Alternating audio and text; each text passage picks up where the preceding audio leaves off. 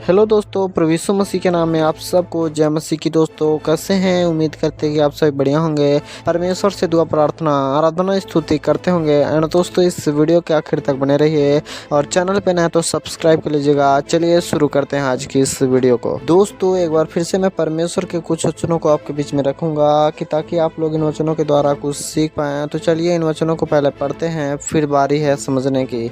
तो दोस्तों आइए पढ़ते हैं। दोस्तों कुरिन्थियों अध्याय 9 उसकी 6 से लेकर 15 तक पढ़ेंगे। आप सभी ध्यान देकर सुनिए और समझने की पूरी कोशिश करिए। तो आइए पढ़ते हैं। दोस्तों इसका हेडिंग है दान कैसे दें। परंतु बात यह है जो थोड़ा बोता है वह थोड़ा काटेगा भी, और जो बहुत बोता है वह बहुत काटेगा। हर एक जन जैसा मन में ठाने वैसा ही दान करे, ना कुड़कुड़ और ना ही दबाव से, क्योंकि परमेश्वर हर्ष से देने वाले से प्रेम रखता है। परमेश्वर सब प्रकार का अनुग्रह तुम्हें बहुतायत से दे सकता है, जिससे हर बात में और हर समय सब कुछ जो तुम्हें आवश्यकता हो तुम्हारे पास रहे, और हर एक भले काम के लिए तुम्हारे पास बहुत कुछ हो, जैसा लिखा है, उसने बिखेरा, उसने कंगालों को दान दिया, उसका धर्म सदा बना रहेगा। अतः जो बोने वाले को बीज और भोजन के लिए रोटी देता है वह तुम्हें बीज देगा और उसे फलवंत करेगा और तुम्हारे धर्म के फलों को बढ़ाएगा। तुम हर बात में सब प्रकार की उदारता के लिए जो हमारे द्वारा परमेश्वर का धन्यवाद करवाती है धनवान किए जाओ, क्योंकि इस सेवा के पूरा करने से न केवल पवित्र लोगों की आवश्यकताएं पूरी होती हैं, परंतु लोगों की ओर से परमेश्वर का बहुत सा धन्यवाद होता है। क्योंकि इस सेवा को परमार्थ स्वीकार कर वे परमेश्वर की महिमा प्रकट करते हैं कि तुम मसीह के सुसमाचार को मानकर उसके अधीन रहते हो और उनकी और सबकी सहायता करने में उदारता प्रकट करते रहते हो, और वे तुम्हारे लिए प्रार्थना करते हैं, और इसलिए कि तुम पर परमेश्वर का बड़ा ही अनुग्रह है। तुम्हारी लालसा करते रहते हैं परमेश्वर का उसके उस दान के लिए जो वर्णन से बाहर है। धन्यवाद हो, आमीन।